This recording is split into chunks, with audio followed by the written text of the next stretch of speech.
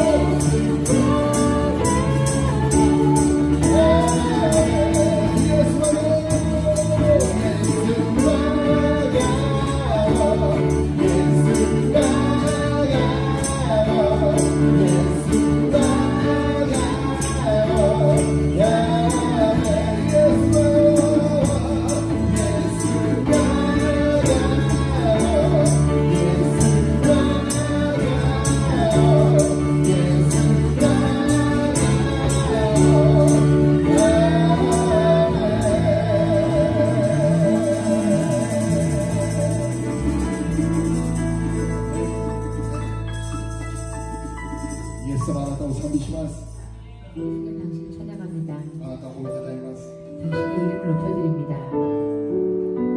あなたを今日も生きて働かれる私たちの神であることを感謝します。 당신이 오늘도 이곳에서 운행하시며 우리를 위해 일하시는 하나님이심을 믿습니다.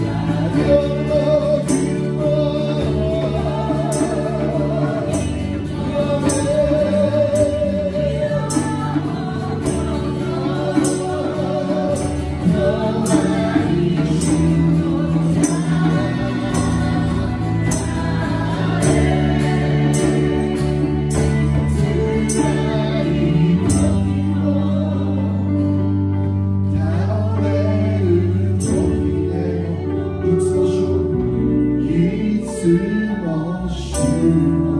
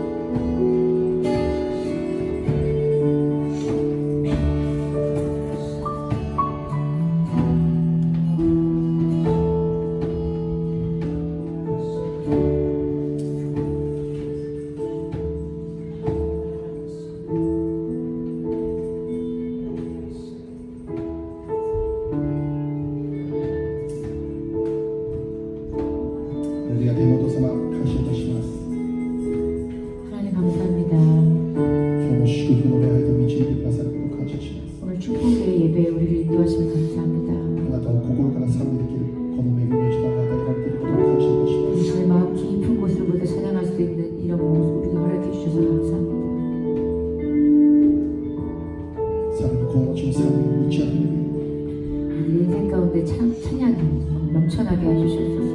あなたの臨在が満ち溢れる 아버지 당신의 인재하심이 넘쳐나게 あなた 하시옵소서. の栄光が満ち溢れる 당신의 영광이 흘러넘치게 하시옵소서. 主を感謝いたします 하나님 감사합니다. 今日もさらにただただあなたに近づいていきます 오늘도 우리가 이곳에서 더욱더 하나님 당신께 가까이 가기 원합니다. 今から御言葉をいただきます 지금부터 우리가 말씀을 받기 원합니다. 御言葉を通してさらにあなたと近く導いてください 말씀 가운데 하나님 우리가 더욱더 하나님께 가까이 다가가도록 하여 주시옵소서. 主をあなたと出会う時間となるように祝福してください 당신을 만나는 시간이 되게 하여 주시옵소서. ハレルヤ感謝します 할렐루야 감사합니다. 栄光を主に捧げます 영광을 주님께 올려드립니다. すべてに感謝して 모든 것에 イ 감사드리며 エス様の名前でお願いします 예수 그리스도의 이름으로 기도합니다.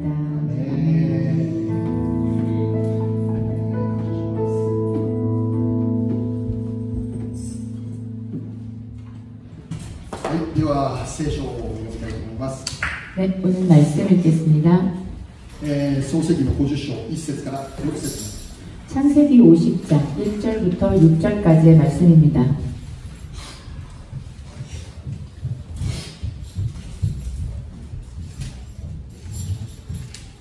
創世記50章1節から6節 창세기 50장 1절부터 6절 말씀.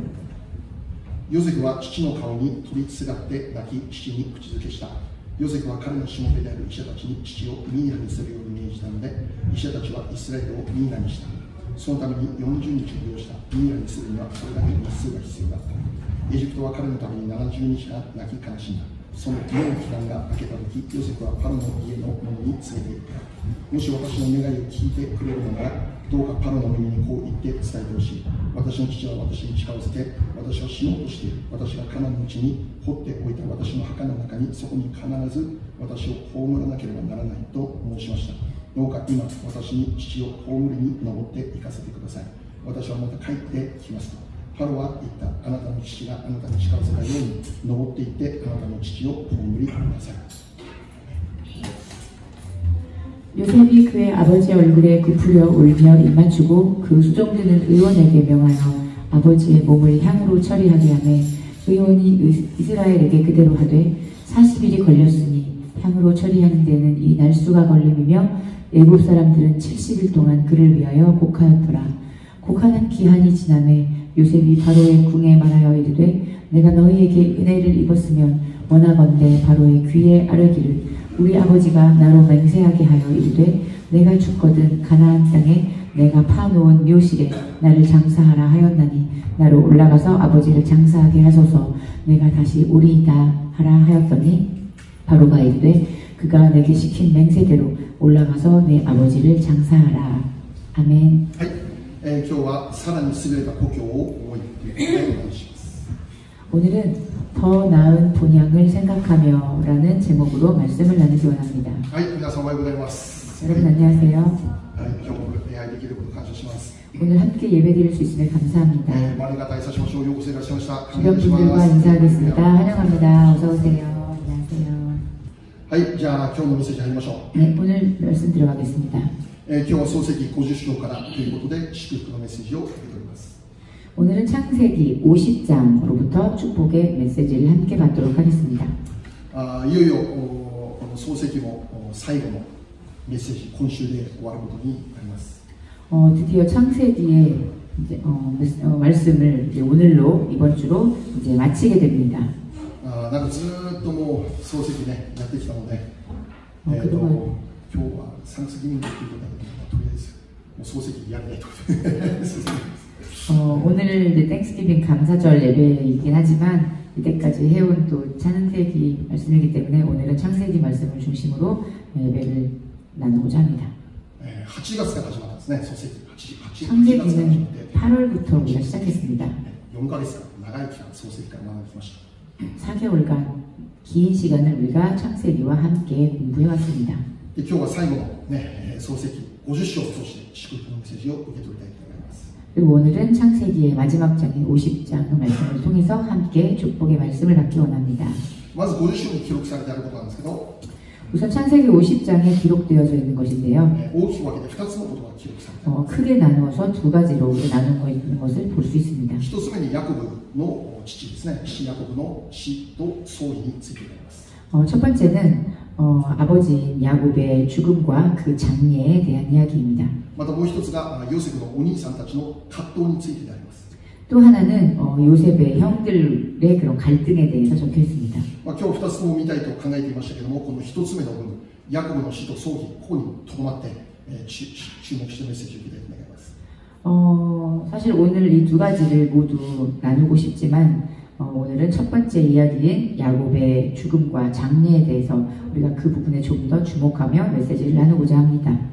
まず今日私たちがここから受け取るべきメッセージ何かということでありますけど、 우선 오늘 우리가 이곳에서 받을 수 있는 말씀이 어떤 것인가라는 것입니다. その結論を言うならば、 결론부터 말씀드리자면 さらに優れた故郷を思いながら、 더 나은 본향을 생각한다라는 것입니다. そこに希望を置いて、 그리고 그곳에 우리의 소망을 두고 そこを求めて生きていくことができるようにということですね。 그곳을 구하며 살아가는 것을 말합니다. 今日まず知るべきことは、 우선 우리가 오늘 알아야 할 것은 さらに優れた故郷というものが私たちには準備されているということなんですよね。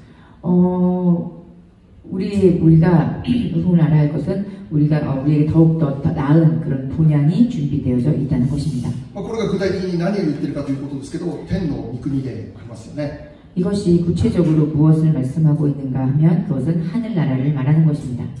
神の国、 하나님의 나라입니다. 英語ではヘブンですね。 영어로는 heaven이라고 합니다. 日本語では天とか天国、ね、そう訳される言葉であります。 일본어로는 하늘 혹은 천국이라고도 번역되어 있습니다. イエス・キリストを信じることによって 예수 그리스도를 믿는 것으로 인해서 私たちに約束されていることがあって、 우리에게 약속이 허락되어져 있는 것이 있습니다. それは永遠の命である。 그것은 영생입니다. イエス・キリストを信じる人にのみ約束されている将来があって、 예수 그리스도를 믿는 자들에 한해 약속되어져 있는 장래가 있습니다. それが永遠の命。 그것이 바로 영원한 생명입니다. 死んでも生きるという祝福ですね。 죽어도 사는 그런 축복을 말합니다. で、私たちは誰もがやがて死を迎えるわけなんですけど、 우리들은 여기 있는 그 누구도 언젠가 시간이 지나면 죽음을 맞이하게 됩니다. 200年も300年も生きたいぞと言っても生きることできないわけですよ、私はね。 200~300년을 살고 싶다 하더라도 그렇게까지 살 수가 없습니다. 残念ながら死を避けて通るということは誰もできないわけですね。 유감이지만 우리가 죽음을 피해서 살아간다는 것은 있을 수가 없는 일입니다. 今年を取っているのか、今年が若いのか関係なく、いつかはその時が来るということです。 나이를 먹어가는 것도 지금 나이가 젊든지 그것에 관계하지 않고 우리들은 언젠가 죽음을 맞이하게 되는 날이 오는 것입니다. しかしこのイエス・キリストを信じる人にとっては、 그렇지만 예수 그리스도를 믿는 그런 믿으며 살아가는 그 사람에게 있어서는 死は来るんだけど、死は最悪とはならない。 죽음이 반드시 오지만 그 죽음이 최악이 되지 않는 것입니다. 死というのは最後終わりでもない。 죽음은 최후에 맞이하는 끝이 아니라는 것입니다. 死が悲しみであることは間違いない。 죽음이 슬픔이라는 것은 틀리지 않습니다. しかし悲しみが最終的な結論にはならないということです。 그렇지만 그 슬픔이 최종적인 결론이 되지 않습니다. イエス様を信じる人にとっては、 예수님을 믿는 사람에게 死であってもそれも希望に変わっていくという人生が私たちは与えられる。 죽더라도 그것이 소망으로 변하는 그런 인생이 우리에게 펼쳐져 있는 것입니다. なぜでしょうか。 왜일까요? 聖書を通して約束が与えられているからです。 성경을 통해서 우리에게 약속이 허락되어져 있기 때문입니다. イエス・キリストを信じる者は死んでも生きる、この約束です。 말씀을 통해서 우리가 죽어도 살 거라는 말씀입니다. 永遠の命という将来が約束されている。 영원한 생명이라는 그 장래가 우리에게 약속되어져 있다는 것입니다. イエス様を信じて生きる私たちには 예수님을 믿으며 살아가는 우리들에게는 やがて御国に導かれて、 언젠가 우리가 하늘나라에 인도되어지고 その御国で永遠に生きることができる。 그 나라에서 우리가 영원히 살아가는 것, この素晴らしい将来が私たちの約束されているということですよね。 그 멋진 장래가 우리에게 약속되어져 있는 것입니다. それを知っている私たちは 그것을 알고 있는 우리들은 今この世においても御国を思いながら、 이 세상에서 살아가고 있으면서도 우리는 하늘나라를 생각하며 御国に希望があることを知りながら、 그 나라에 소망을 두고 살아가며 そしてやがてそこに導かれることを期待しながら生きることができるという。 그리고 언젠간 우리가 그곳에 인도되어질 것을 기대하며 살아갈 수 있는 것입니다. それは私たちにとっては楽しみでしかないということです。 그리고 그것은 우리들에게 있어 정말 기쁨이고 기대함이 아닐 수 없습니다. やがて御国に導かれる。 언젠가 우리가 하늘나라에 인도되어 갈 こ 것입니다. のことを知っている私たちにとってそれはもう喜びでしかないということです。 그것을 알고 있는 우리들에게 있어서는 이 사실은 정말 기쁨이 아닐 수 없습니다. それがまるで次の日に遠足に行くことを楽しみに待っている子供のようであります。 그것은 마치 내일이면 소풍을 떠나는 정말 그 기쁨을 기대하고 기다리는 아이들과 같습니다. ね、私も子供の頃は遠足に前の日はね、もう興奮して夜も眠れないわけです。嬉しくて、ね、嬉しくて、ね。 저도 어렸을 때는 다음날 이제 학교에서 소풍을 갈 때 정말 너무나 기쁘고 기대가 돼서 정말 잠을 잘 수가 없었습니다. 遠足の日だけ300円分のお菓子持っていっていいんだって。それが本当に嬉しくてしょうがない。 소풍 가는 그 날에는 300엔으로 과자를 살 수 있는 그런 기회가 저에게 주어졌습니다. 遠足の前の日に300円を握りしめてスーパーに行ってお菓子を買うわけです。もう楽しくてしかしょうがない。楽しくてしょうがない。 소풍 가기 하루 전날 제가 300엔을 들고 슈퍼마켓에 가서 과자를 고르는 그것은 정말 어떤 기쁨과도 나는 바꿀 수 없었습니다. どれだけ楽しみにしているかというと、普段起きることのできない時間に起きてるんだよ。 얼만큼 제가 그것을 기뻐하며 기대했는가 하면 평소에 일어날 수 없었던 시간에 제가 벌떡 일어나지는 것이었습니다. 普段そんなことしたことないのに。 평소에는 그런 일을 하고 싶지도 않을 만큼 家族の中の誰よりも早く起きて遠足のための準備をしているという。 가족 중에 그 누구보다도 가장 일찍 일어나서 소풍 갈 준비를 하는 것입니다. もう遠足の日だけどもう特別な日です。特別な日ね。 정말 소풍 가는 날은 정말 특별한 날이었습니다. それほどもう私にとってそれは楽しみだったんです。 그만큼 저에게 있어서 그 날은 정말로 즐겁고 기쁜 날이었습니다. ある日の週末にね、遊びに行くことをもう楽しみにしていますね。 어떤 분께서는 주말에 여행 가는 것을 또 기쁘게 기다리는 분이 계시겠죠. この日が恋人のデートだね、数えながらこうその日を過ごすわけですね。 또 연인과의 데이트하는 그런 날짜를 세워가면서 기다리는 분도 계시겠죠. ブラックフライデーのショッピング、もう楽しみに1年間この時に待ってたので。 1년간 블랙 프라이데이에 쇼핑할 수 있는 날을 기다리면서 즐겁게 기다리시는 분도 계실 것입니다. そのような楽しみがあるからそこに向かって私今日この世の中を生きていく。 그런 즐거움과 기대하는 마음이 있기 때문에 우리는 그것을 향해서 오늘 하루하루 노력하면서 기쁘게 살아갈 수 있는 것입니다. 勉強も仕事もこの世で生きる大変なこといっぱいあるけどそこに向かってね楽しみを持って生きていくということです。 공부도 일도 열심히 하는 것이 참 어렵지만 그래도 그런 즐거운 날들을 생각하며 또 노력하고 힘을 내는 것입니다. 最近ある方の証を少しの時間聞くことできたんですけど 얼마 전에 제가 어떤 분의 이 간증을 좀 들을 수 있는 기회가 있었습니다. その方足が不自由な方でした。 그분은 다리가 불편하신 분이었습니다. だいぶ年取った方ですけど 나이를 좀 드신 분이신데요. しかしその方が足が不自由というこの現実の中で 하지만 그분께서는 다리가 불편하신 그 현실 가운데 落ち込んだり悩んだり悲しんだりということにはならないというんです。 풀죽어 계시거나 또 슬퍼하시거나 고민하시는 듯한 그런 모습은 전혀 보이지 않았습니다. ならないんだ。 그렇게 되지가 않는답니다. 確かに現実を見ればね、足が不自由であるという状況の中で本当に不便なこといっぱいあるでしょう。 확실히 현실을 보자면 그분의 다리가 불편한 이유 때문에 생활하기 어렵고 불편한 일들이 많이 있습니다. しかしなぜそのように生きることできるかって言ったら御国に希望を置いてるから。御国。 그렇지만 어떻게 그렇게 긍정적으로 밝게 살아가실 수 있는가 물었더니 그분은 하늘나라에 소망을 두고 있기 때문이다라고 하셨습니다. やがて導かれる御国に私の心を置いてるから今この瞬間も希望があふれるんだって。 언젠가 떠나게 될 그 하나님 나라를 생각하면서 살아갈 수 있기 때문에 오늘 이렇게 즐겁게 살 수 있다고 하셨습니다. そこに導かれるならもはや足の不自由とかそういうものと一切関係ないところで生きることができる。 언젠가 그곳에 갈 때는 지금처럼 다리가 불편하고 몸이 힘든 그런 일들은 더 이상 없을 것이기 때문에 完全に解放される。 완전히 해방될 것이라고 하셨습니다. 正常な足も与えられて自由に歩き回って生きることができるようになる。 정상적인 다리가 허락되어져서 자유롭게 걸을 수 있게 될 것이라고 하셨습니다. 足があって歩くことができるってこんなに嬉しいことなんだなっていうのを私だからこそもっと体験できる。 정상적인 다리를 가지고 걷고 생활할 수 있는 것이 얼마나 기쁘고 감사한 일인지를 알게 된다고 하셨습니다. そのこともう嬉しくて 그것을 생각하면 너무나 기뻐서 その時が来ることがもう楽しみで 그날이 오는 것이 너무나 기대가 되어서 もう早くその時来るよってもうそのおばあちゃんを祈してるわけよ。 빨리 그런 날이 왔으면 좋겠다라고 그렇게 그분은 기대하신답니다. この世においては困難があります。 이 세상에는 환란이 있습니다. 私たちもこの世の営みの中で多くの苦労を抱えながら生きています。 우리도 이 세상 살아가면서 많은 수고함과 고생들이 있습니다. 日々たくさんの葛藤を覚えながら生きています。 매일매일 많은 갈등 속에서 살아갑니다. 生きていることって簡単じゃないな。 우리가 살아가는 것 정말 참 이것은 간단한 일이 아니구나. そう思えることたくさんそんな人生であります。 이렇게 생각하는 일이 많이 일어나는 우리들의 인생은 그런 인생입니다. でもしこの世がもう全部で終わりなんですということならば、うわ、もう無駄したしかない。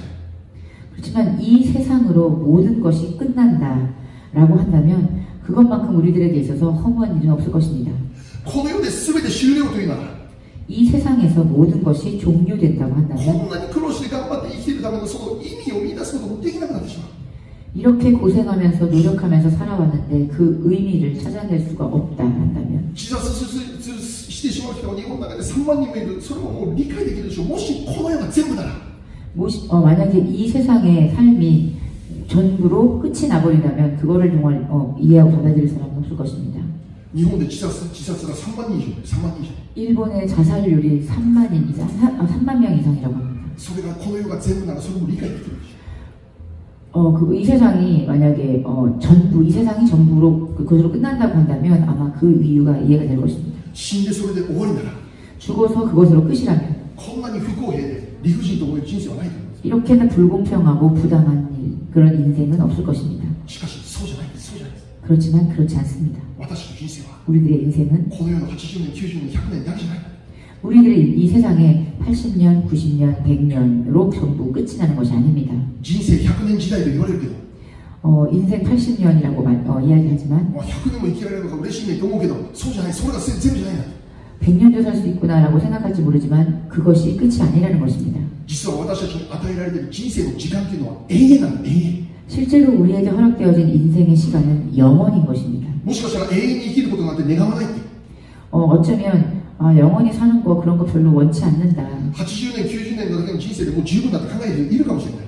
80년, 90년 정도 사는 인생도 나쁘지 않다. 이것으로 충분하다라고 생각하시는 분도 있을지도 모릅니다. もしこんな世の中が永遠に続くというなら、 만일 이 세상이 이런 인생이 영원히 계속된다면 こんないろいろ難しいことが起こる人生が永遠に続くというなら、永遠までは生きたくない。そう思うかもしれない。 이런 인생이 이 세상에서 계속된다면 이런 인생은 영원히 살고 싶지 않다라고 생각하실 것입니다. それはもう天国じゃない、地獄とある意味言えるかもしれない。 그것은 정말 천국이라고 부를 수 없고 어떤 의미에서 지옥이라고 부를 수밖에 없을 것입니다. 確かにそうなんです。 확실히 그렇습니다. この世における人生が永遠に続くというなら、それはまさしく天国であるとは言えないんです。 이 세상의 삶이 영원히 지속된다고 한다면 그것은 천국이라고 부를 수 없을 것입니다. 私たちが覚えておくことは、 우리가 기억해야 할 것은 私たちが生きているこの世の中は天国じゃないということです。 우리들이 살아가고 있는 지금 이 세상은 천국이 아니라는 것입니다. 天国ではないということです。 천국이 아닙니다. だから天国じゃないんです。だからこの世で天国をイメージすること難しいんです。 천국이 아니기 때문에 우리가 이 세상을 살아가면서 이곳에서 천국을 연상하며 상상하기는 참 어려운 일입니다. つまりそれは初めに神が天と地を創造したあの姿とは全く変わってしまったものである。 즉 이것은 우리가 살고 있는 이 세상은 하나님께서 처음에 태초에 천지를 창조하셨을 때 그때의 모습과는 완전히 다른 모습을 변해버린 것입니다. 初めに神が天と地を創造したとき、 태초에 하나님께서 천지를 창조하셨을 때 そこにあったのは平安だけ、 그곳에 있었던 것은 평화뿐이었습니다. 喜びだけ、 기쁨뿐이었습니다. 愛があふれる世界。 사랑이 넘치는 세계였습니다. 今この時代からも考えられないでしょ。 지금 이 세상 속에서는 상상할 수가 없습니다. 神様創造した世界ってそういう世界だった。 하나님께서 창조한 세상은 그런 세상이었습니다. 愛があふれてた。 사랑이 넘쳐나는 喜 세상이었습니다. びが満ち溢れていた。 기쁨이 흘러넘치는 しかし 세상이었습니다. 時代が過ぎてしまって、 그렇지만 시대가 흐르고 人間の悪がさらにひどいものとなってしまって、 인간의 악이 더욱 추악해지고 愛が冷めた時代になった。 사랑이 식어버린 그런 시대가 되었습니다. 安心とか平安を見つけることのできない時代になってしまった。 안심의 마음이나 평화를 찾아볼 수가 없는 시대가 되었습니다. 喜びよりも嘆きの方がもっと多くなってしまって、 기쁨보다도 탄식함이 흘러넘치는 시대가 되었습니다. 楽しみよりも辛い出来事の方が多くなってしまって、 즐거운 일보다도 괴로운 일들이 더욱더 많이 생겨나는 그런 시대가 되었습니다. もしこれが永遠に続くというなら、 만약에 이런 일들이 영원히 계속된다면 それは私たちにとってちょっと遠慮したいですというような内容でしょう。 그것은 우리에게 있어서 좀 거절하고 싶다라고 할 만큼의 그런 일들입니다. ところが聖書が最終的に私たちに語っていることは、 그렇지만 성경이 우리에게 최종적으로 말씀하고 있는 것은 神様が最終的に完成しようとしている神様の計画って何であるのか、 하나님께서 최종적으로 완성하시고자 하는 하나님의 계획이 무엇인가, それを聖書として教えてくれている。 그것을 성경을 통해서 우리에게 가르쳐주고 계십니다. それ具体的に何でしょうか。 그것은 구체적으로 무엇일까요? 簡単に言えば、 간단히 말씀드리면 創世記一章で神様が創造したあの天と地、あの時代に戻るということです。 하나님께서 창세기 1장에 만드셨던 최초의 그 천지의 모습이 다시 이 세상에 돌아온다는 것입니다. 神様が初めに創造された美しい世界にこの世界が戻ることなんです。 하나님께서 태초에 창조하셨던 그 아름답고 귀한 그 세상의 모습이 이 세상에 다시 돌아올 것이라는 것입니다. つまり愛があふれる世界なんです。 즉 사랑이 다시 넘치는 세계입니다. 喜びと平安によって支配されている世界なんです。 기쁨과 평안에 의해서 지배받는 세상이 될 것입니다. そこにはもうただ幸せだけがある世界なんだ。 그 안에는 그저 기쁨과 행복만 넘치는 세상이 될 것입니다. ただ幸せだけがあるんだって。 그저 행복한 信じら 마음. れますか。想像できます。できないでしょ、ここにいてある。ここにいてある。 여기에 우리 이 세상을 살아가는 우리들에게 있어서는 상상할 수 없는 세상입니다. でも神様そういう世界にもう一度戻すのが神様の計画なんだ。 그런 세상으로 다시 한번 되돌리는 것이 바로 하나님의 계획인 것입니다. その世界にはもう罪もないですから。 그 세상에 더 이상 죄가 없습니다. 罪もないから争いも嘆きもないですよ。 그렇기 때문에 그 죄가 없기 때문에 그 안에는 분쟁도 미움도 없습니다. ストレスもないんです。 스트레스도 없습니다. そこにあるのは愛、喜び、平安、ラブ、ジョイ、ピースだけなんです。 그 안에 있는 것은 사랑과 희락과 화평, 러브, 조이, 피스뿐입니다. 神様との麗しい交わりだけがある世界。 하나님과의 아름다운 교제만이 이루어지는 곳. この時間賛美20分、30分で終わってしまうけど、その賛美が永遠に続く世界。 지금 우리는 2~30분 안에 찬양을 끝냈지만 그곳에서는 영원히 끝나지 않는 찬양을 우리가 들을 수 있을 神 것입니다. 様の臨在の中でずっと生きることができる世界。 하나님의 임재 가운데서 우리가 그것을 만끽하며 영원히 지낼 수 있을 것입니다. イエス様を信じる人に対して準備されている将来の希望が、将来準備されている人の人生に対する将来の希望はこのようなものである。 예수님을 믿는 사람들에게 있어서 준비되어 있는 그런 장래와 그리고 그런 소망이 정말 넘쳐 있습니다. 祝福に満ち溢れ、 축복에 넘쳐 흐르고 있습니다. 私たちはやがてそこに導かれるんだ。 그리고 우리는 언젠가 때가 이르면 그곳으로 인도되어져 갈 것입니다. そしてその場所でこうじゃなくて、その場所で永遠に生きるんだ。 그리고 이곳이 아닌 그곳에서 우리는 영원히 살게 될 것입니다. これが本来神様が人間を作った目的であった。 그것이 바로 본래 하나님께서 인간을 창조하신 목적이었습니다. 私たちに苦しみを与えるためにこの世界を作ったんじゃなくて、 하나님께서 우리에게 괴로움을 허락하시기 위해서 이 세상을 만드신 것이 아닙니다. 試練を通らせてあなた方を鍛えるために天地の物を作ったんじゃない。 여러분에게 시련을 통과하기 위해서 단련시키기 위해 이 천지 만물을 창조하신 것이 아닙니다. 本来神様が私たちを創造した目的というのは、 본래 하나님께서 우리들을 창조하신 목적은 私たちに永遠の愛を与えるためだった。 원래 우리에게 영생을 허락하시기 위함이었습니다. 永遠の喜びと平安を与えるためだった。 영혼의 기쁨과 평화를 허락하시기 위함이었습니다. やがて神様の目的は間違いなく確実に完成されます。 그리고 언젠가 때가 이르러 하나님의 그 목적과 계획은 완성될 것입니다. 創世記一章にあった愛、喜び、平安は必ず回復されます。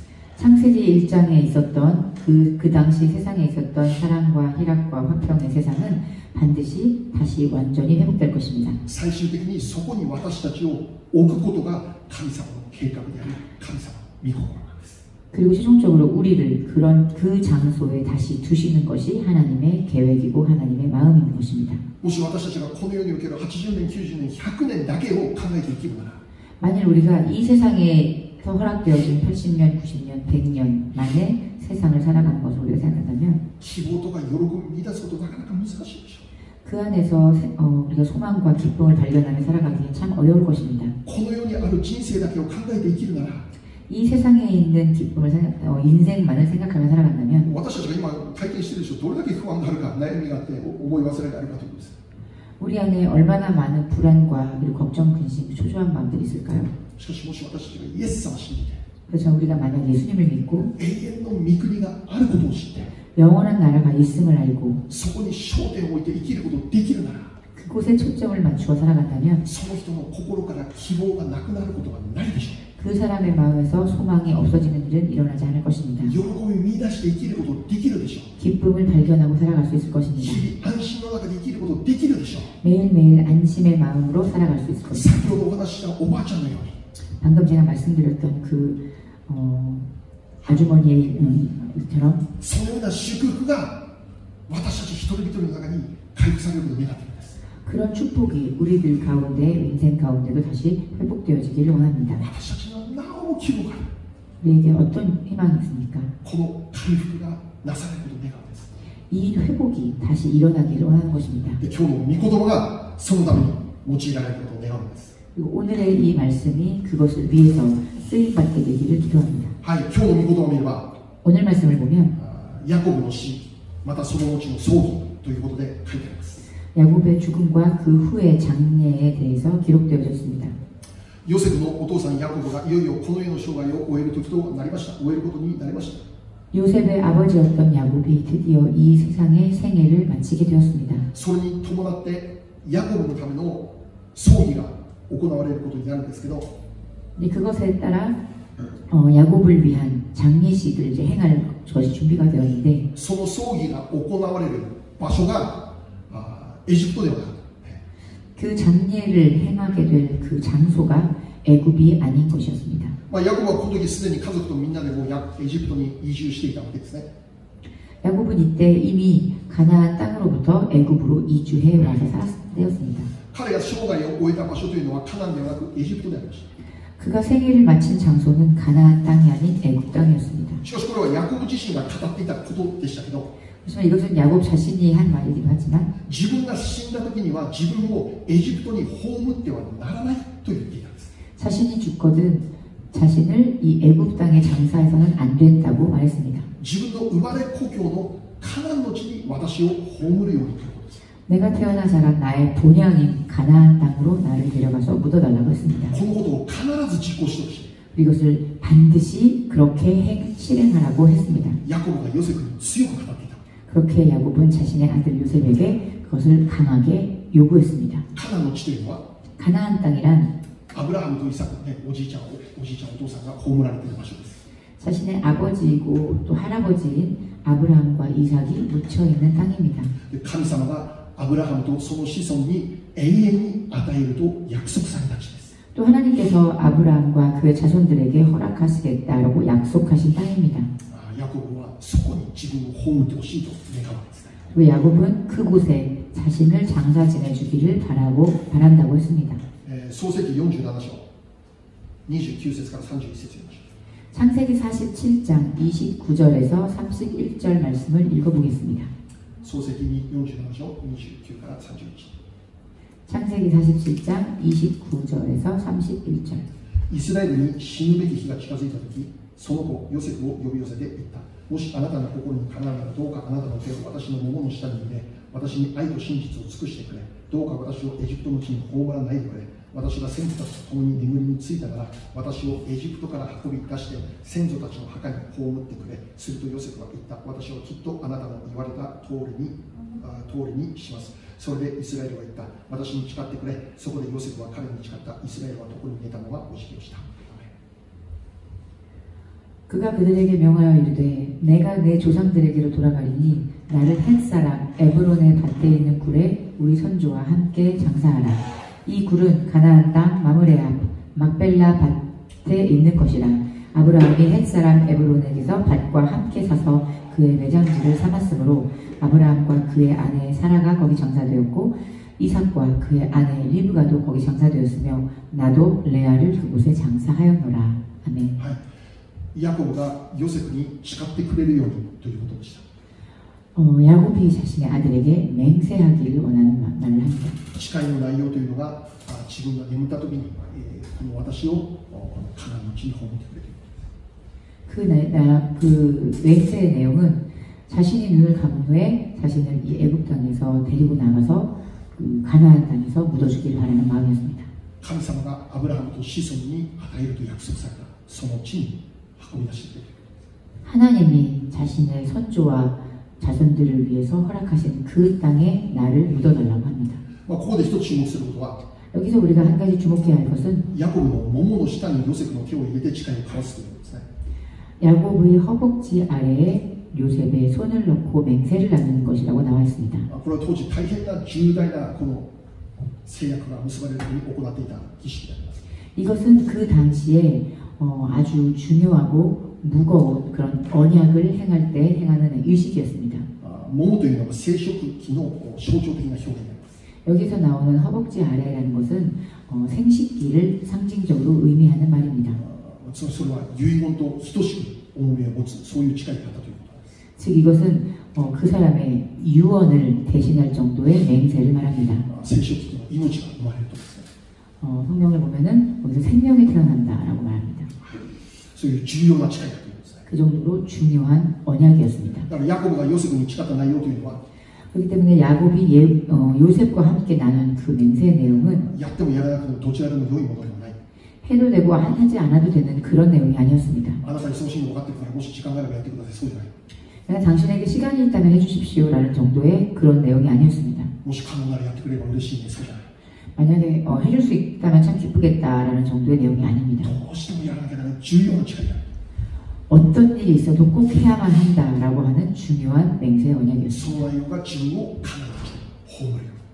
그리고 그 내용은 자신을 가나안 땅에 장사 지내달라는 것이었습니다. 必ずそれを実行するようにというヤコブの強い願いでありました。 반드시 그렇게 실행해 주기를 원하는 야곱의 소망이었습니다. はい、何を教えているでしょうか。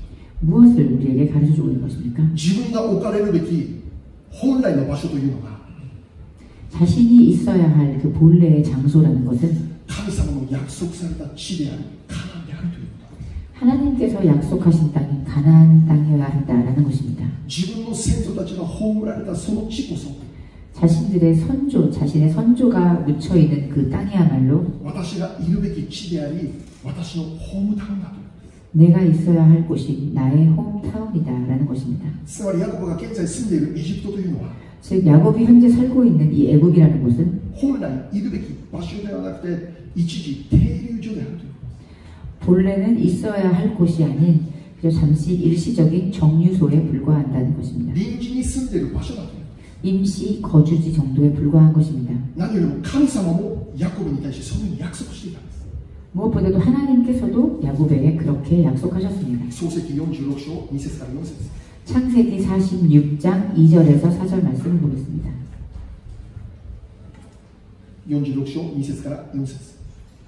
창세기 46장 2절에서 4절 말씀. 神は夜の幻の中でイスラエルにヤコブよヤコブよと言って呼ばれた。彼は答えた。はい、ここにいます。すると仰せられた。私は神、あなたの父の神である。エジプトに下ることを恐れるな。私はそこであなたを大いなる国民にするから。私自身があなたと一緒にエジプトに下り、また私自身が必ずあなたを再び導き上る。ヨセフの手はあなたの目を閉じてくれるであろう。 그 밤에 하나님이 이상 중에 이스라엘에게 나타나사 이르시되 야곱아 야곱아 하시는지라.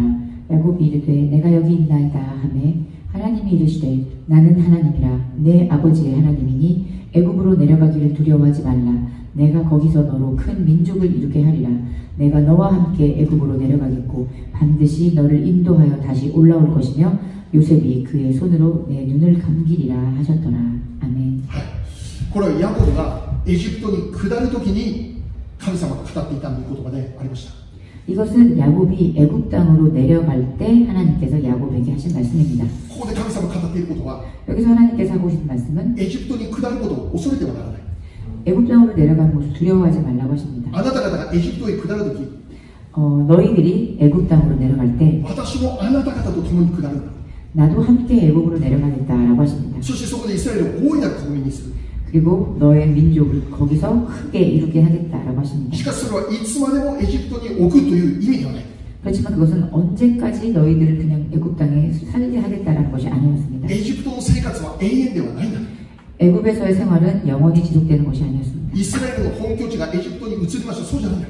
이스라엘의 본거지가 애굽으로 변하였다라는 것이 아닙니다. アブラハムにカナンを与えると約束していたことが変更になったのじゃないんだ。 아브라함에게 가나안 땅을 허락하셨던 그 약속이 변경된 것이 아닌 것입니다. 神様が続けてヤコブに語ったことは 하나님께서 계속하여 야곱에게 말씀하신 것은 再びあなたをこの場所に導く。 언젠가 다시 이 장소로 너를 인도하여 드릴 것이다. 神様が約束した地、このカナンの地に再びあなたを呼び戻すんだ。 하나님께서 약속하신 땅, 그 가나안 땅에 언젠가 다시 불러드릴 것이다 라는 것입니다. ヤコブの死後、ヤコブはヨセフの手によってカナンに戻ってくるんです。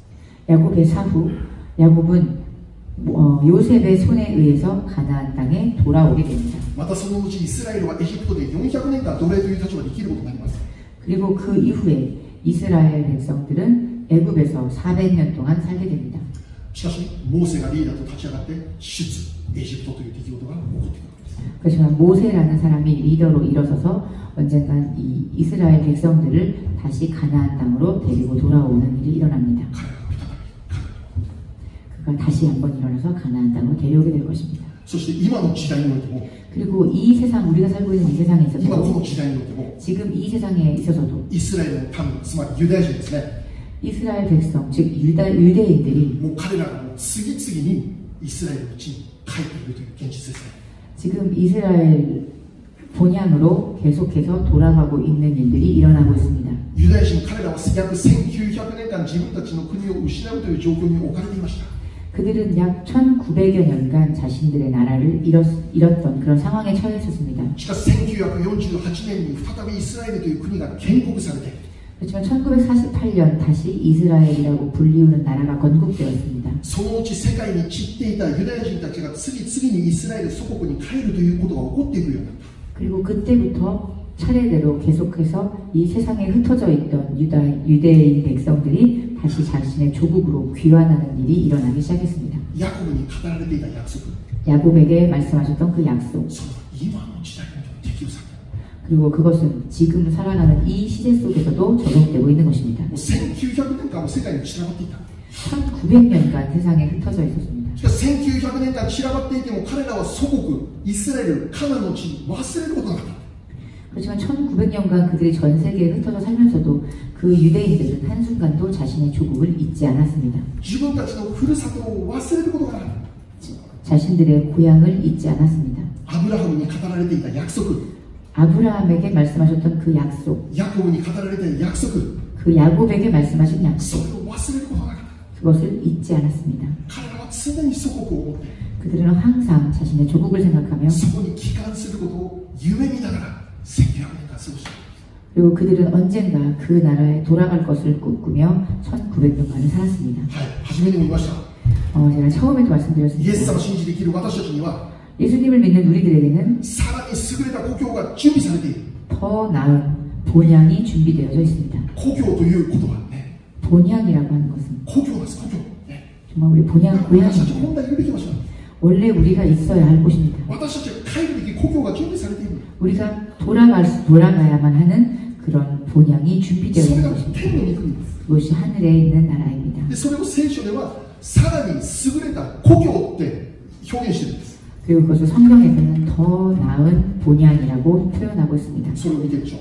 ヘブル11章16節。 히브리서 11장 16절 말씀입니다. はい、じゃあ日本語で一緒に読んでみましょう。せーの。しかし事実、彼らはさらに優れた故郷、すなわち天の故郷に憧れていたのです。それゆえ神は彼らの神と呼ばれることを恥となさいませんでした。事実、神は彼らのために都を用意しておられました。アメン。 한국어로 함께 읽겠습니다. 시작. 그들이 이제는 더 나은 본향을 사모하니 곧 하늘에 있는 것이라.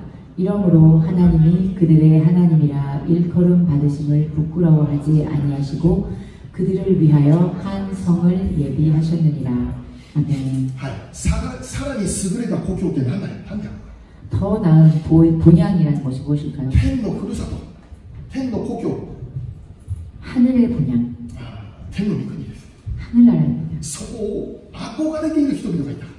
그것을 사모하고 그리워하던 사람들이 있었습니다. それがアブラハムであり、 그것이 바로 아브라함이고 イサクであり、ヤコブであり、 이삭이고 ま 야곱이었습니다. たそのうち信仰者として生きた人々。 그리고 또 그 외에 믿음으로 살아갔던 사람들이었습니다. 彼らにとってカナンの地というのは神様によって与えられた祝福の地でありました。 그들에게 있어서 가나안 땅은 하나님에 의해서 허락되어진 축복의 땅이었습니다. カナンの地が祝福であることは間違いなかったんです。 가나안 땅이 축복의 땅이었다는 것은 틀림이 し 없었습니다. かしここで注目することは 그렇죠. 우리가 여기에서 주목해야 할 것은 さらに優れた故郷が彼らのそこに憧れてそこを見ていた。 그 이상으로 더 나은 본향이 준비되어져 있다는 것이었습니다. 天の故郷、 하늘의 본향입니다. これが私たちに準備されている地である。 그곳이 우리에게 준비되어져 있는 곳입니다. 私たちにとっての誠の故郷である。 우리들에게 있어서 진정의 고향입니다. そうであるならば 그렇다면 私たちが現在生きているこの世での生活って何であるのか。 그럼 우리가 현재 살아가고 있는 이 세상의 생활은 무엇일까요? 聖書は何て言っていますか。 성경은 어떻게 말하고 있습니까? 旅人である、寄留者だ。 여행자, 나그네, 거류자라고 말합니다. ヘブル11章 히브리서 11장 13節。 13절 말씀입니다. これらの人々は皆信仰の人々として死にました。約束のものを手に入れることはありませんでしたが、はるかにそれを見て喜び迎え、地上では旅人であり、寄留者であることを告白していたのです。 이 사람들은 다 믿음을 따라 죽었으며 약속을 받지 못하였으되 그것들을 멀리서 보고 환영하며 또 땅에서는 외국인과 나그네임을 증언하였으니. はい 아멘. またもう一つ第一ペテロ2章11節。 또 한 구절 읽겠습니다. 베드로전서 2장 11절 말씀입니다. じゃあ一緒にせーの。愛する者たちよ、あなた方にお勧めします。旅人であり、寄留者であるあなた方は魂に戦いを挑む肉の欲を遠ざけてください。 한국어로 함께 읽겠습니다. 시작. 사랑하는 자들아, 거류민과 나그네 같은 너희를 권하노니 영혼을 거슬러 싸우는 육체의 정욕을 제어하라. 아멘. はい、ヤコブはエジプトに住んでいました。 야곱은 애굽에 살고 있었습니다. エジプトで生涯を終えました。 애굽에서 생애를 마쳤습니다. しかし彼はエジプトにいながらもカナンの地を忘れることはありませんでした。 그렇지만 그는 애굽 땅에 살아가면서도 가나안 땅을 잊지 않았습니다. いつか再び約束の地に導かれることを思いながら生きていました。 언젠가 다시 약속의 땅으로 돌아가게 될 것을 기억하며 살았습니다. イエス様を信じて生きる私たちは 예수님을 믿는 우리들은 やがて天のふるさとに導かれます。 언젠가 우리도 하늘의 본향으로 인도되어져 갈 것입니다. その場所とはさらに優れた故郷であるという。 그곳은 더 나은 본향이라는 것입니다. 他の日本語訳聖書では 다른 일본어 번역에서는 もっと良い故郷、 더욱더 좋은 본향, さらに勝った故郷、 더욱더 뛰어난 그런 고향이라는 뜻입니다. とにかく良いということ素晴らしいということ。 아주 멋지고 훌륭한 곳이라는 곳입니다. それ以上の日本語の言葉がないぐらいに素晴らしいところ。 더 이상의 일본어로 비교를 할 수 없을 만큼 표현할 수 없을 만큼 私たちが 멋진 곳입니다. 現在生きているこの世界では比べることのできない世界。 우리가 현재 살고 있는 이 세상과는 비교도 할 수 없는 곳입니다. それ以上に表すことのできる言葉がないのが残念なぐらいに素晴らしい世界。 더 이상 표현할 수 있는 말이 없는 것이 참 유감스러울 정도로 멋있는 곳입니다. 確かに私たちはそれを目で現在見て確認することはできません。 확실히 우리는 그것을 우리 현재 눈으로 보고 확인할 수 없습니다. しかし目に見えないからといってそれが全部ではない。それが存在していないことではない。 눈에 보이지 않는다고 해서 그것이 없고 그것이 존재하지 않는다라고도 말할 수 없습니다. 私たちは目に見えるところによってのみ生きているのじゃない。 우리는 눈에 보이는 세상만으로 살아가는 것이 아닙니다. だから目に見えるこの世の世界が全部であるかのように生きてはならない。 그렇기 때문에 눈에 보이는 이 세상이 전부인 것처럼 살아서는 안 됩니다. さらに優れた故郷があるということを私たちアブラハムとかイサクとかヤコブのように信仰によって求めて生きるということです。 더욱더 나은 본향이 있다라는 것을 아브라함과 이삭과 야곱이 그랬던 것처럼 우리 역시 믿음의 눈으로 바라보는 것입니다. 最後にもう一つ聖書を確認しましょう。 마지막으로 한 군데 더 말씀 보겠습니다. 第2コリント4章18節。 고린도 후서 4장 18절입니다. はい、じゃあせーの。私たちは見えるものにではなく見えないものにこそ目を留めます。見えるものは一時的であり、見えないものはいつまでも続くからです。アメン。 한국어로 함께 읽겠습니다. 시작. 우리가 주목하는 것은 보이는 것이 아니요 보이지 않는 것이니 보이는 것은 잠깐이요 보이지 않는 것은 영원함이라. 아멘. これを知ってたら私たちの生き方本当に変わるはずです。 이것을 우리가 알고 있다면 우리들의 삶의 방식은 정말로 바뀔 것입니다. 目に見える世界80年、90年、100年、これはもう一時的な世界。一時的。 눈에 보이는 이 세상, 80년, 90년, 100년의 이 세상은 사실은 정말 일시적인 세상일 뿐입니다. いつか過ぎ去るテンポラリーだ。 언젠가는 없어지고 말 그런 임시적인 것입니다. 臨時の住まいなんだ。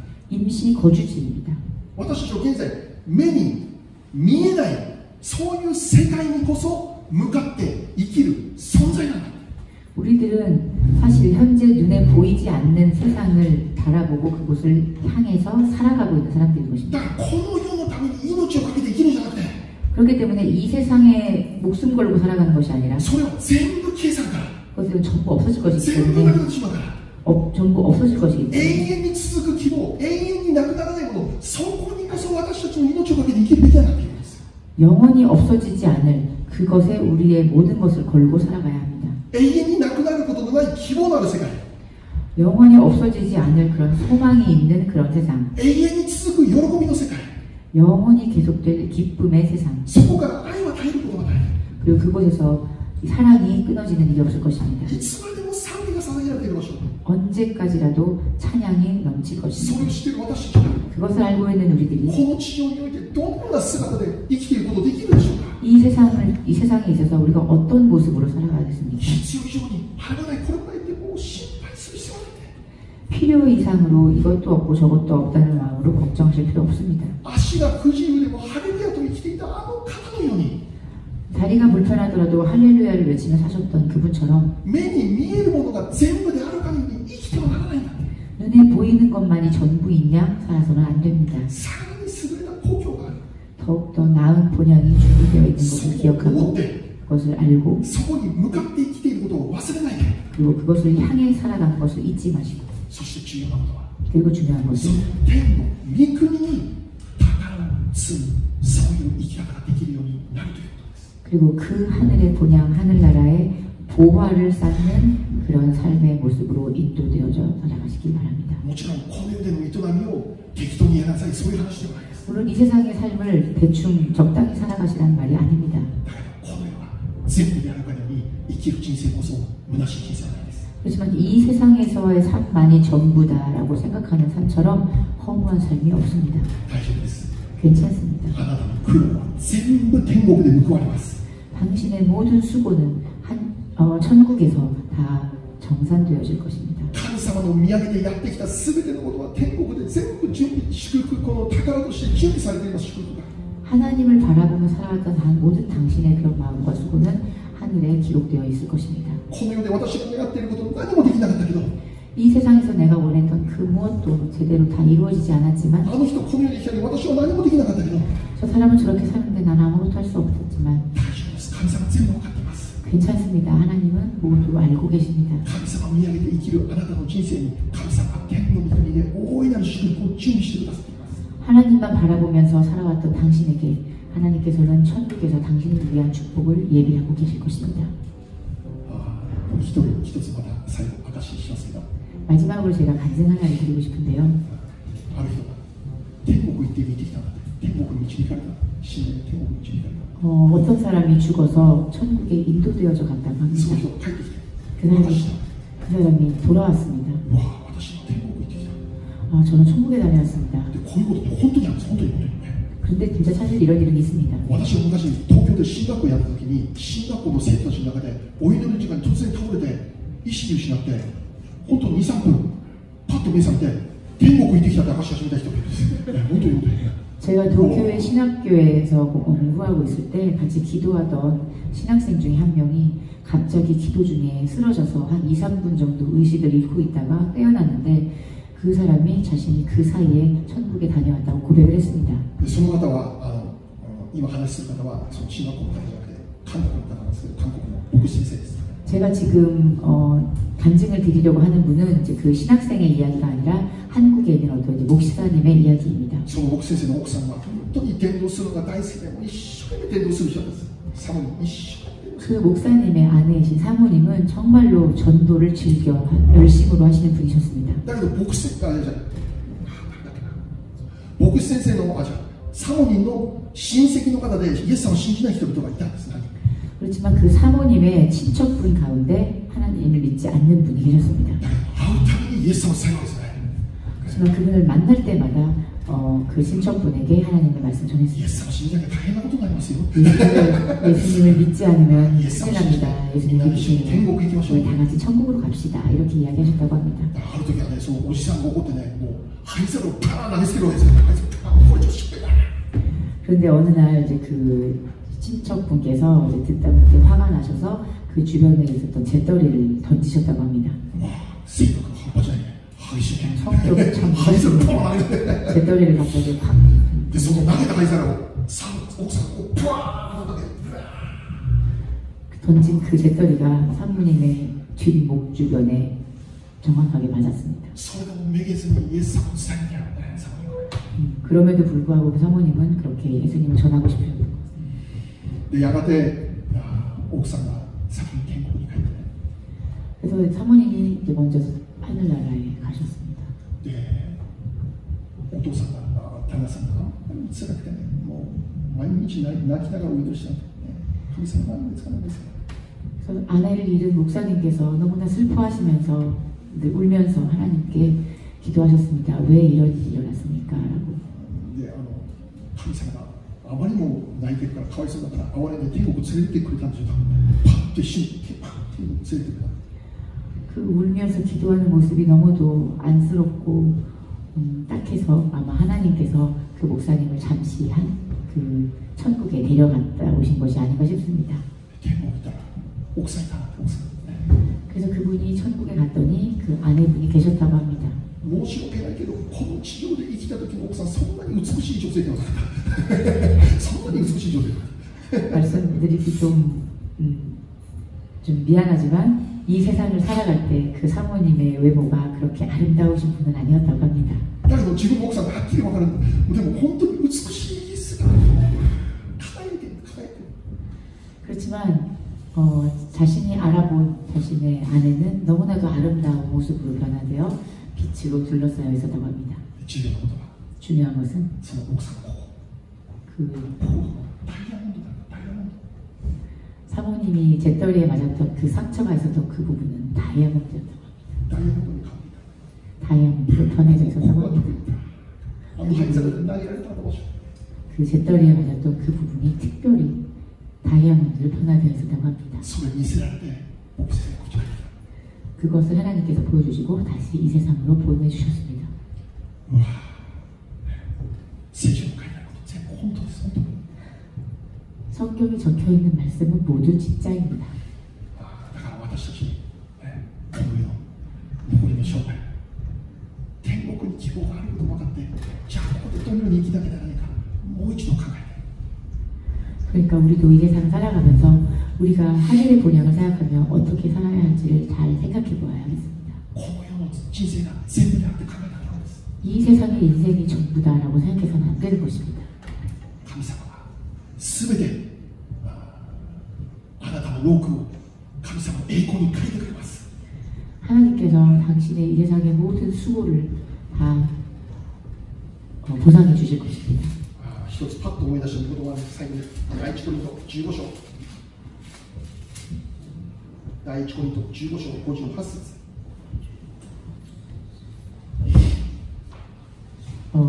고린도전서 15장 58 58절 58節 말씀을 잠시 나누도록 하겠습니다. ですから私の愛する兄弟たちを固く立って動かされることなくいつも主の技に励みなさい。あなた方は自分たちの労苦が主にあって無駄でないことを知っているのですから。 그러므로 내 사랑하는 형제들아 견실하며 흔들리지 말고 항상 주의 일에 더욱 힘쓰는 자들이 되라. 이는 너희 수고가 주 안에서 헛되지 않은 줄 알미라. 아멘. 何のためにイエス様のために皆さん命を懸けてください。 무엇을 위해서? 예수님을 위해서 여러분 목숨을 거시기 바랍니다. 殉教する気持ちでイエス様のために捧げてください。 순교하는 마음으로 예수님께 목숨 거시기 바랍니다. そうすればできないことがないです。 그렇게 된다면 할 수 없는 일이 없을 것입니다. 殉教するつもりで日本のリバイバルのために生きる人を通して日本のリバイバル必ず起こります。 순교하는 마음으로 일본의 부흥을 위해 기도한다면 부흥은 반드시 일어날 것입니다. 殉教するつもりでこの地で働くその人々を通して神様はこの地で大いなる栄光を表してくれます。 순교하는 마음으로 이 땅을 위해 기도하며 열심히 살아간다면 하나님은 그 땅에 그 사람의 기도를 이루어줄 것입니다. もはや私が生きているのではない。 더 이상 내가 살아가는 것이 아니요 キリストは私のうちで生きている。 그리스도가 내 안에서 사는 것이다. 私はもはや死んだものである。 나는 이미 죽은 것이다. イエス・キリストのために 예수 그리스도를 これ 위해서 からの人生 앞으로의 인생 私たちの人生豊かに用いていただきたい。 하나님께서 나의 인생을 풍성하게 사용하시기를 そう 기도합니다. 願って 그렇게 今日 기도하며 のメッセージを終わりましょう。 오늘 말씀을 나누도록 하겠습니다. 마치도록 하겠습니다. 기도하겠습니다. 主を感謝します。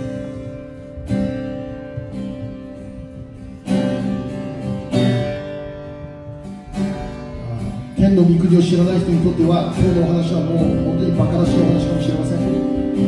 하늘나라에 대해서 알지 못하는 사람의 오늘 말씀을 듣는다면 그 사람에게 오늘의 말씀은 정말 바보 같은 이야기처럼 들릴 수도 있겠습니다. だけど私たちは違います。 그렇지만 우리는 다릅니다. イエス様を信じて 예수님을 믿고 御国という希望を持って生きる人々であります。 하늘의 본향이라는 그 소망을 두고 살아가는 それを知っている私たちであります。 그런 우리는 그것을 알고 있는 사람들입니다. そこに希望を置きましょう。 그곳에 우리의 소망을 둡시다. そこに喜びを見出しましょう。 그리고 그것을 보면서 우리가 そこに導かれることを楽しみにしながら生きていきましょう。 그곳에 인도되어 있는 것을 기대하며 살아갑시다. そのように生きる私たちが 그렇게 살아가는 우리들이 この地でどのようにこれから生きていくことができるでしょうか。 앞으로 이 세상에서 어떻게 살아가야 할지 主を教えてください。 주님 알려주시옵소서. 目に見えるものによらず 눈에 보이는 것 때문이 아니라 永遠に続く目に見えないそのところに希望を置いて 영원히 계속되는 눈에 보이지 않는 これから 것에 私たちの人生を捧げて生きることができますように 우리의 삶을 곳에 두고 살아갈 수 있도록 主よ我らを用いてください。 우리를 사용하여 あなた 주시옵소서. の計画が成し遂げられるために 당신의 계획이 이 땅에 성취되기를 この地であなたの計画が成し遂げられるために 이 땅에 당신의 계획이 성취되기를 我らを用いてください。主よ 주여 우리를 사용하여 今 주시옵소서. しばらくお祈りします。お祈りしましょう。 기도하겠습니다.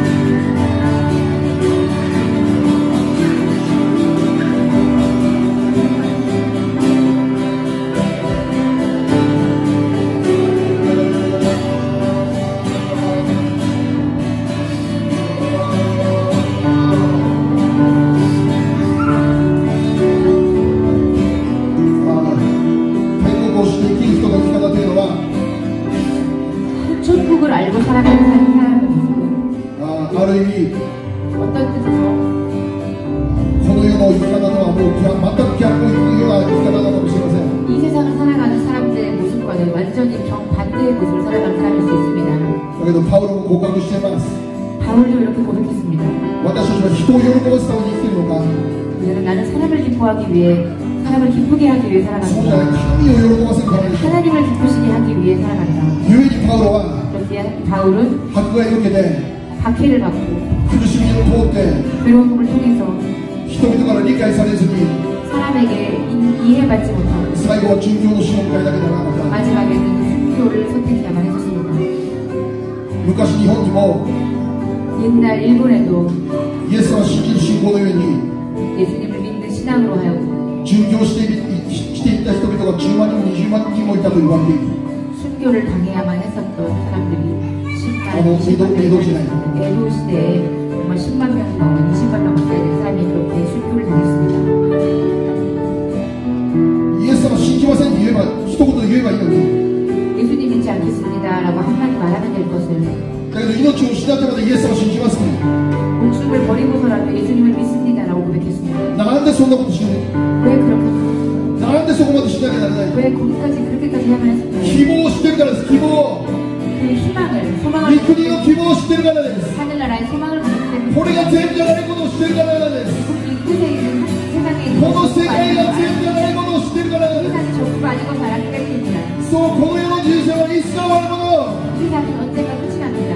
永遠に続くそこにこそ希望を置いて、 영원히 그렇게 그 세상에 우리가 할 故に何があっても 그렇게 우리가 무엇이든 예수 믿습니다. 예수님 믿습니다. イエス様を信じます。 예수님을 믿습니다. そのように生きていくこと、 그렇게 살아갈 수 있는 そのように生きている我々であるように、 그렇게 살아가는 우리들도 今信じてるなら 우리가 우리를 믿고 있다면 最後まで 마지막까지 最後まで 마지막까지 イエス様を信じて生きられるように 예수님을 믿으며 살아갈 수 있는 信仰ください。主よ、 그 믿음을 허락하여 御 주시옵소서. 国に希望を置いて 천국의 소망을 生きる信仰ください。主よ、 주시옵소서. 소망을 주시옵소서. 今しばらくもう一度お願いしましょう。お願いし 그렇게 ま 우리가 す。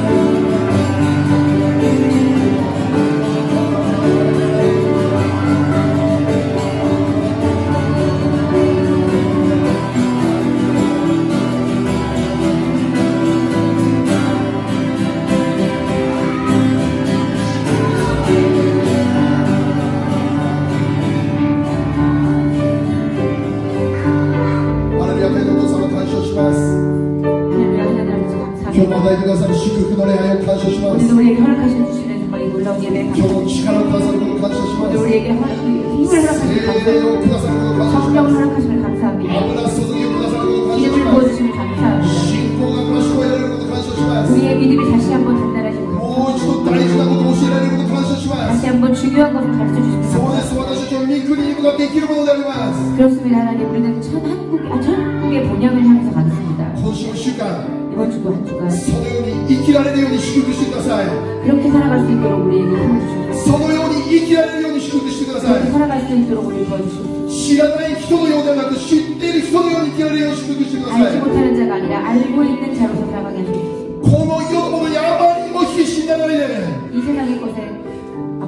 노력하지 않고 힘을 天の 투하지 御国 않고 のためにもっと必死になれるように祝福してください。 하늘나라를 향해서 필사적으로 살아가게 イ 해주시고 エス様のために、 예수님을 イエス様のために 예수님을 위해서 立ち上がる人を起こしてください。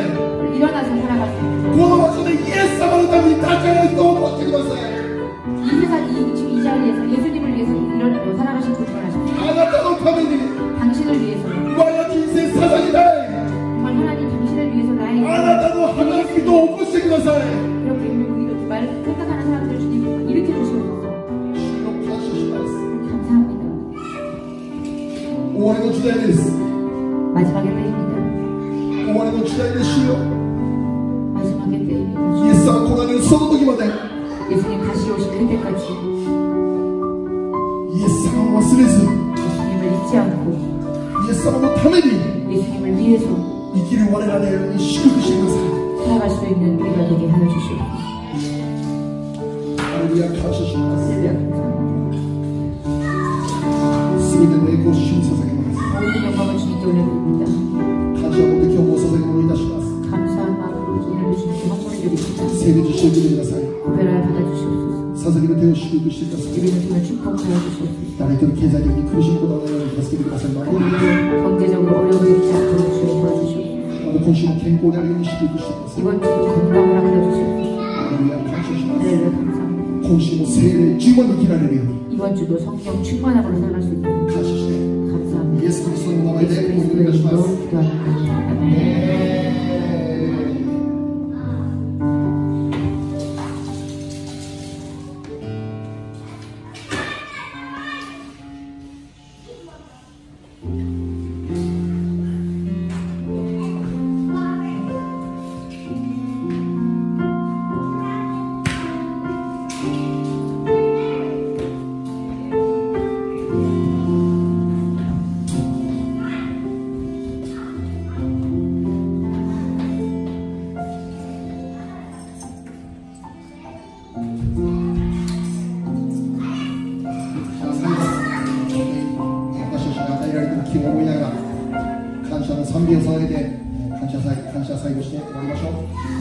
허락되어진 그 감사의 마음을 기억하면서 우리가 이 마지막 찬양을 드리기 원합니다.